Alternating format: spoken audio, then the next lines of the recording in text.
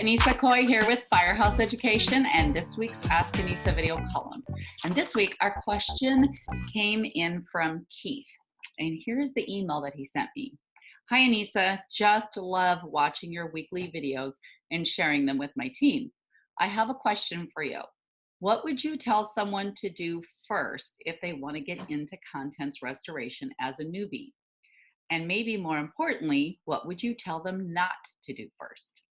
We currently do water and some mold, but we do not do fires, and we have never really had anything to do with contents, except maybe moving them out of our way when drying out a structure.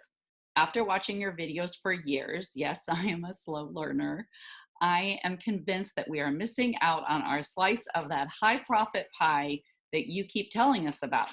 So any advice you can give me on where to start would be greatly appreciated.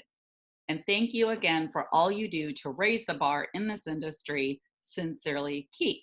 P.S. When is your next hands-on class? Well, thank you for that, Keith. Super great questions. What would I tell you not to do first? Well, probably one of the biggest mistakes that I see people make that are just going to get into contents restoration is they run out and spend a ton of money on equipment. And that's really not the first thing you need to do. Not only at that point are you maybe not exactly sure how you want to set up your cleaning area, but you're really not sure what all equipment are you going to need or want. For instance, do you want to get full on into or electronics restoration, or do you want to sub that kind of item out? The equipment that it takes to get into electronics cleaning can be quite spendy. The other thing is are you going to do your laundry, your soft items in-house and want to buy something like an Esporta machine? Or are you going to go ahead and sub that out in the beginning? Part of the thing that I really just want to caution you when you're first getting into this is not to run out and spend, $40, $50, even $60,000 on equipment and go into debt before you even understand the full process of what you're going to be getting into. And a lot of times I see people buy this equipment and they haven't done any classes or anything on content. So they're not really sure whether or not it's going to be a right fit for them. So I would tell you the first thing not to do is to run out and get into a bunch of debt, sign a big lease on a big warehouse, and buy a bunch of expensive equipment that you're not sure you're going to need up front. Okay? So the first thing that I would tell you to do, the first thing is, if you have no experience whatsoever with contents cleaning restoration, then I would advise you to go out and take some classes. Go out and educate yourself on the process and make sure, as I said, that it's a right fit for you. Yes, the profit margins are huge and wonderful, and content restoration, in my opinion, is the best part of our industry. Not only are the profit margins huge and wonderful, but it's also some of the most rewarding work that we can do, okay? So definitely get some education under your belt. Go out and get certified, obviously, in FRST, and Fire, ISRC. Go take some odor classes.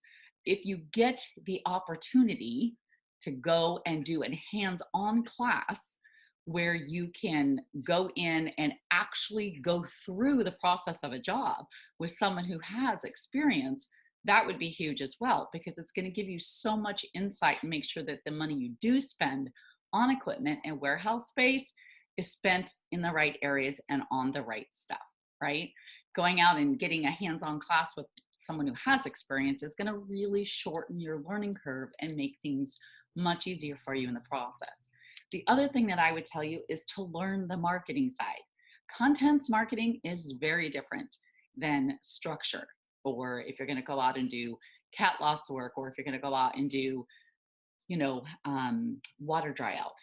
There is a huge psychology to learn here and to understand how you can create an amazing client experience and help orchestrate the expectations that your client can have going through this process, which is going to give not only them the result they want, but it's going to give you the result you want by getting a raving fan and having someone just be so wowed and moved by their experience with your company that they're going to tell everyone else about you. And that can create your monopoly in your marketplace and create your referral machine and get the ball rolling good and strong for you.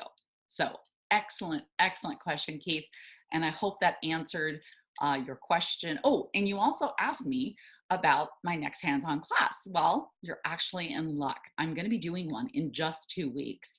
We're actually going to be taking just a select few people down to the San Diego area, and we're going to actually do a live fire job with you, walk you through all the processes. We're going to have Dash, Matterport. We're going to go through everything that you need to understand the software. We're going to deal with cleaning contents, doing structure cleaning, all of the billing, all of the release forms, SOPs, everything that you need to have in place to have a really fantastic, efficient, high profit, successful job and a very happy client in the end. If you're interested in that, the class is December 2nd through the 6th. And as I said, it's going to be in San Diego. So let me know if you would like some more information about that. I only have a couple of spots left and available. This is the first time that I've actually done a hands-on class in quite a long time. So it filled up really quick. Send me an email, anisa@firehouseeducation.com. And in the subject line, put in there December hands-on training. So I'll be sure and pull your email up right away. And I'll give you all those great details. And you can come on site with me, go through the job with me. We're actually physically going to be doing all of the cleaning and all of the processing, deodorization, equipment. We're going to have hydroxyls running on scene, show you how to set all of that up and make sure that you're doing the job and doing it right. All right, well, thank you so much for that question. Be sure and send me questions, Anisa@firehouseeducation.com, and I just might feature you on next week's Ask Anisa video column.